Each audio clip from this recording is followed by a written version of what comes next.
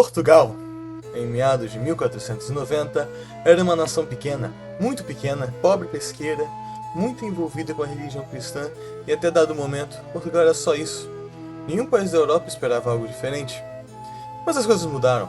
Graças a alguns nomes como Dom Manuel, Diogo Cão, Bartolomeu Dias e a estrela do nosso vídeo, Vasco da Gama. Vasco nasceu em 1469 numa pequena povoação de pescadores no sudoeste de Portugal. Não se sabe muito da juventude dele, provavelmente estudou muito a navegação e astronomia nesse período. E durante todo esse período, pouco conhecido de sua vida, vale destacar que em 1480 ele foi admitido na Ordem de Santiago e assim se torna um fidalgo. A vida de Vasco se torna mais documentada depois que ele se torna uma importante peça do rei. Em 1492, João II de Portugal enviou ao porto de Setúbal, a sul de Lisboa e Algarve, para capturar navios franceses em retaliação por depredações feitas em tempo de paz contra a navegação portuguesa, uma tarefa que Vasco da Gama executou rápido e eficazmente. Agora devo esclarecer o porquê eu ter citado nomes como Diogo Cão e Bartolomeu Dias na introdução do vídeo. Durante todo o século XV, Portugal estava em uma missão de atravessar a África e chegar diretamente nas terras das Índias. Diogo Cão conseguiu navegar por grande parte da costa da África. Porém, no sul do continente, há uma área terrível para navegar. Acredita-se que Diogo Cão morreu ali. Muitos outros morreram naquele cabo, mas Bartolomeu tinha uma ideia. Não se sabe como os portugueses chegaram a tal conclusão, mas funcionou. O plano era se jogar completamente em direção ao oceano, para longe da costa e depois retornar para o sul da África, e assim atravessando. Essa era uma viagem árdua e insalubre. Muitos morriam, mas no fim eles conseguiram e foram para o outro lado da África. Mas até aí ninguém teve o pique para chegar até as Índias, de atravessar a África e ir até o final. Então, voltamos a Vasco. Manuel I de Portugal confiou a Vasco o cargo de Capitão-Mor, significa comandante, da frota que, no sábado de 8 de julho de 1497, zarpou de Belém, em demanda da Índia. Era uma expedição essencialmente exploratória que levava cartas do rei Dom Manuel para os reinos a visitar, padrões para colocar e que fora equipado por Bartolomeu Dias, como os produtos que haviam provado ser úteis nas suas viagens, para as trocas com o comércio local. O único testemunho presencial da viagem é constatado no diário de bordo anônimo, o roteiro da primeira viagem de Vasco da Gama à Índia, atribuída a Álvaro Velho ou João de Sá. Contava com cerca de 160 homens, entre marinheiros, soldados e religiosos, distribuídos por 4 embarcações. Durante essa longa viagem, eles passaram por vários lugares, como Cabo Verde, Moçambique e outros lugares que na época eram chamados de Melim de Mombança. Algo interessante é que sempre acabava em briga na maioria desses lugares. Os portugueses não tinham relações amistosas com os muçulmanos, e Vasco tinha isso guardado no coração. A personalidade do Vasco era um português irritado e destemido, que não levava desaforo para casa. E assim, ele finalmente chega na Índia, mais especificamente na cidade de Calicut. No dia seguinte, João Nunes, um cristão novo da Grenada, foi enviado à terra, porque tinha um conhecimento rudimentar de árabe. Foi o primeiro a desembarcar em Calicut.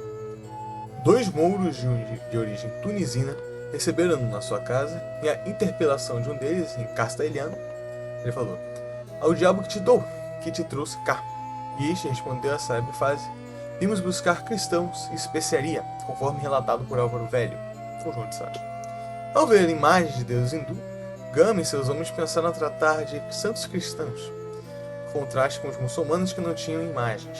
A crença nos cristãos da Índia, como então eles chamaram, perdurou algum tempo, mesmo depois de eles voltarem a Portugal. Vasco então finalmente foi se encontrar com o Samorim indiano, que era um tipo de rei. Porém, os presentes e produtos, por assim dizer, que Vasco levava, não estavam aos pés desse Samorim. Eram presentes para agradar tribos africanas, que eles estavam acostumados a encontrar. Itens como roupas, espelhos e outras coisas simples. Samorim se sentiu insultado e zombou de Vasco, dizendo que ouro era o mínimo que eles deveriam ter. Os portugueses acabariam por vender essas mercadorias por baixo preço, para poderem comprar pequenas quantidades de especiarias e joias para levar para o reino. Por fim, o Samorim mostrou-se agradado com as cartas de Dom Manuel I, e Vasco da Gama conseguiu obter uma carta ambígua de concessão de direitos para comerciar, mas acabou por partir sem aviso após o Samorim e o seu chefe da marinha insistissem para que ele deixasse todos os seus bens como garantia. Vasco da Gama manteve seus bens, mas deixou alguns portugueses com ordens para iniciar uma feitoria em Samorim. Então, o Vasco ele finalmente inicia sua viagem de volta para Portugal em 29 de agosto de 1498. E ele somente chega em Portugal em 1499, em setembro. No seu regresso, foi recompensado com um homem e finalizaram um plano que levara 80 anos a cumprir. Recebeu o título de Almirante Mor dos Mares da Índia, sendo-lhe concedido uma renda de 300 mil réis anuais, que passaria para os filhos que tivesse. Recebeu ainda conjuntamente com os irmãos o título perpétuo de Dom e duas vilas, Sines e Vila Nova de Mil Fontes. Mas, subsequentemente, voltou para a Índia várias vezes, e a partir daqui eu irei dar uma resumida nesses acontecimentos. Ele viajou novamente em 1502, após Pedro Álvares Cabral ter se recusado a voltar à Índia pela segunda vez. Na sua primeira viagem, Pedro achou os homens que Vasco deixou mortos em seus postos, aqueles que iriam fazer uma feitoria. Vasco então ele volta para a Índia com o objetivo de instalar um centro português e uma feitoria em Cochin, que é uma outra cidade, após esforços consecutivos de Pedro Álvares Cabral e João da Nova. Assim ele bombardeia Calicut e destrói alguns postos de comércio árabe. Depois de chegar ao norte do Oceano Índico, Vasco aguardou até capturar um navio que retornava de Meca, Miri, com importantes mercadores muçulmanos, apreendendo todas as mercadorias e incendiando. Ao chegar em Calicut, a 30 de outubro de 1502, o Samonim estava disposto a assinar um tratado. Um ato de ferocidade que chocou até os cronistas contemporâneos, que consideraram um ato de vingança pelos portugueses mortos em Calicut de sua primeira viagem. Foi um ato bastante cruel por parte do Vasco. Sua terceira e última viagem foi em 1524, tendo adquirido uma reputação de temível solucionador de problemas na Índia. Vasco da Gama foi enviado de novo para o subcontinente indiano em 1524, como eu disse, com o objetivo dele era que ele substituísse o Duarte de Menezes, cujo governo se revelava desastroso. Mas Vasco da Gama contraiu malária pouco depois de chegar em Goa. Goa é um dos assentamentos portugueses, uma das áreas colonizadas, assim por dizer, da Índia. E como vice-rei, atuou com rigidez e conseguiu impor a ordem, mas morreu na cidade de Cochin, na véspera de Natal, 24 de dezembro de 1524, no sábado. O comércio de especiarias viria a ser um trunfo para a economia portuguesa, e a viagem do Vasco da Gama deixou clara a importância da costa leste da África para os interesses portugueses. Vasco completou o objetivo e, consequentemente, transformou Portugal em uma grande nação nos próximos séculos, com Portugal tendo o primeiro império. Espero que vocês tenham gostado do vídeo sobre essa biografia do Vasco da Gama, o homem. E o próximo vídeo do canal vai ser sobre o time, o Clube de Regatas Vasco da Gama.